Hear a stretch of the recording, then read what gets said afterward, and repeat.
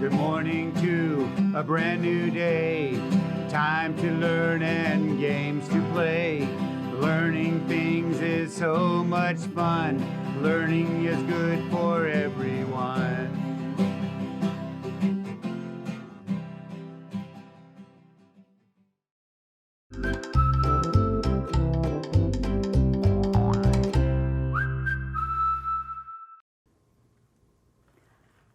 Good morning, third grade.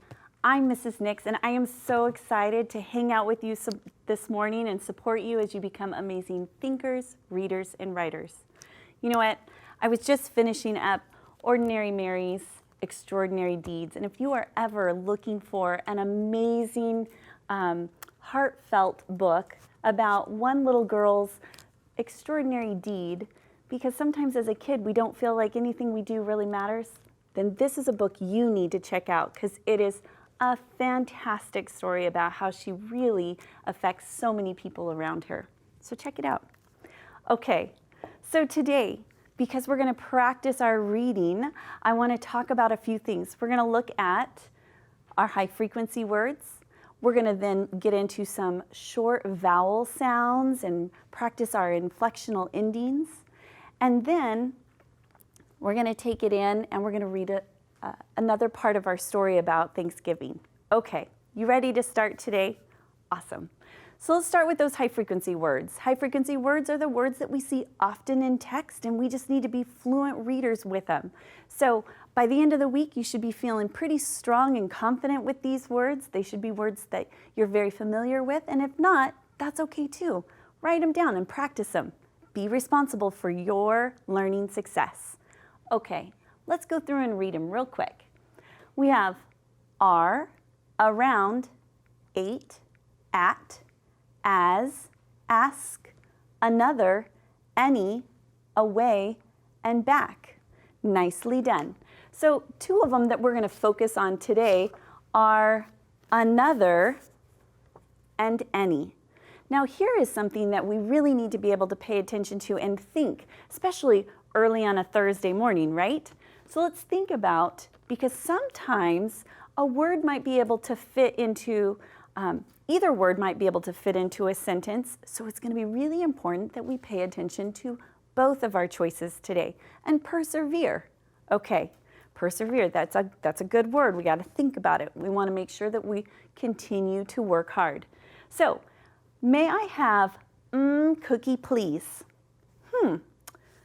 Could I put, may I have any cookie please? I could. Could I put, may I have another cookie please? I sure could.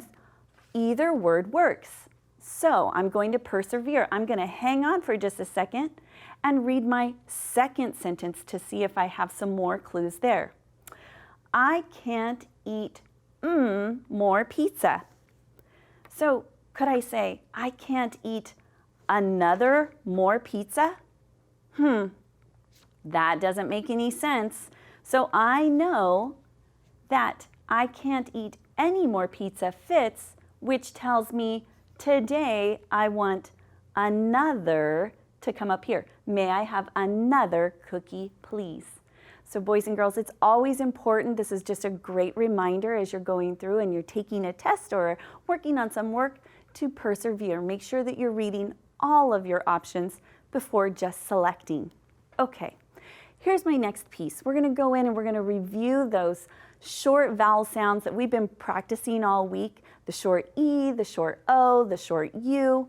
And I have my sound spelling cards to help me remember what those sounds are. So I have my egg card to remind me that the short E says like at the beginning of the word effort, or in the middle of the word rest. Do you hear that sound? Good job.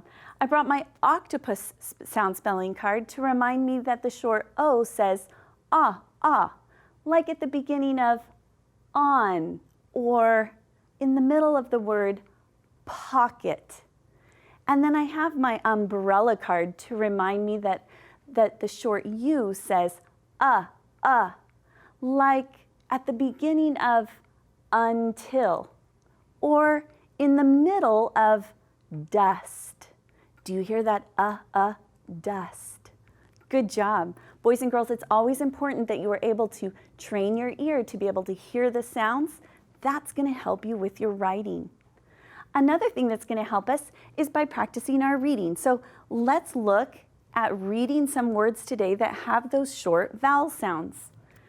Read them with me, big and loud. Here we go. Peg, drop, good job, and jump. Boys and girls, today we're going to be adding some inflectional endings. We're going to add the S, the ing, and the ed. So let's take this first one here, peg. When I want to make peg say pegs, I simply can just add an S. Super easy, right? Pegs. She pegs her pants. I looked at my pants today and I pegged my pants just a little bit today. I kind of rolled them up. So pegging my pants would be another way that I could say this. And there is something that I have to do before I can add the ing. There is a vowel followed by a single consonant. And in order to protect that vowel and let that vowel say its short vowel sound, I need to be able to double my consonant. So I'm going to add a G before I add my ing. Now it's pegging. She is pegging her pants. All right.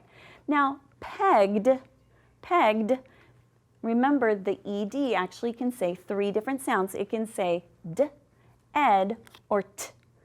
And so when I go through, I've got my vowel followed by a consonant. I have to double my final consonant and add my ed. All right. Boys and girls, I want to come over here and I'm actually going to skip my middle row with my drop, but I want to look at my jump. Now jump is a little bit different than what we were looking at up there because jump has a vowel and two consonants together.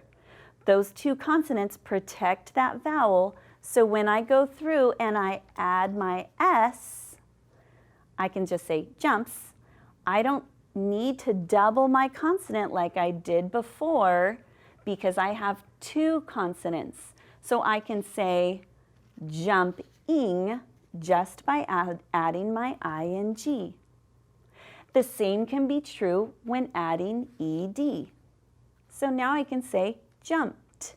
Now remember, my ed is going to have that different sound. Practice all those different sounds that ed can make. T, ed, or d, because there's three different sounds. If you're not sure, practice them all till it sounds right. Okay, boys and girls, I want to do a little bit of practice today. We started this yesterday with organizing some of our words into different columns, listening for those vowel sounds. So we were listening for our short E, short O, and short U, because in order for us to know if it's a long or short, we have to identify that first before we know when we're adding our inflectional endings. So let's look. We left off right here. Block. Does block have the short E, O, or U?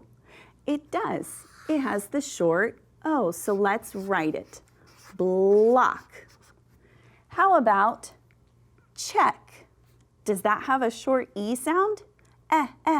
Like an egg. Check. It does. So let's write it on the line. Did you see how easily that is done? How about bowl? Does bowl have the short O sound like octopus? Good job. It does not. So we would cross that one off. Down below, with the word drum, do you remember what our rule was when we have a vowel by itself with just a single consonant? That's right. We don't have to do anything when it's an S. We're going to change it to drums. But what do we do for the ED and the ING? Do you remember? That's right. We have to double the final consonant. You guys are so smart. So drum, to say drummed, D-R-U-M, double the consonant, add the extra M, there we go, and ED.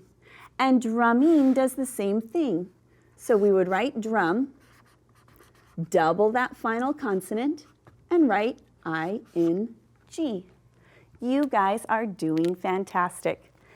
Yesterday, we started a story about Thanksgiving with Tom and Anna, and Tom and Anna were talking in the cafeteria about Thanksgiving that was coming up. I know it's August, it's okay. But Tom was just saying, Anna, do you know about Thanksgiving? And Tom is going to tell her about some of the traditions that his family experiences. Let's read together. Thanksgiving in America. Thanksgiving is so much fun, Tom said. We get to spend precious time with family and friends. First, we have a big feast with turkey and mashed potatoes. Next, we have pie. After we eat, we go outside and play football. But why do you have this tradition? She asked. It's to remind people to give thanks for our food and things we've received this past year, he said. I learned in Mrs. Boone's class that the first Thanksgiving was back in 1621 between the English colonists and Native Americans. And here's a little picture of Tom and Anna sharing some of their traditions. Now, boys and girls, I know that you have traditions, and maybe you want to share some of those with your families at home tonight. Maybe write some of them down. Tomorrow, we're actually going to read a little bit about Anna's traditions, because you're going to find out she has a very similar holiday too. It's just called something different. Okay, to finish us off today, I pulled a couple of sentences because I think it's really important as third grade, we spend some time thinking about what do our words mean in a sentence. So here's one of the sentences that Tom was talking about today. He said, we get to spend precious time with family and friends. When I think about the word spend just by myself, I think about money, right? I'm going to pay for something. So when I look at my choices, eat, pay for, or hang around, I might think pay for, right? But I wouldn't be right? That would be incorrect. To spend precious time, then I'm going to go and look at time with family and friends. I know that I'm hanging around with them. That was an amazing job. Good job.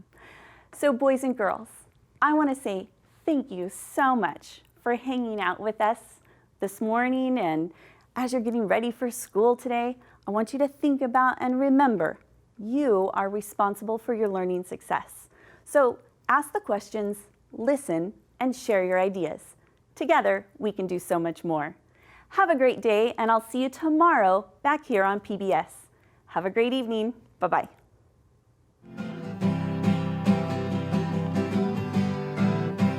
Good morning to a brand new day. Time to learn and games to play. Learning things is so much fun. Learning is good for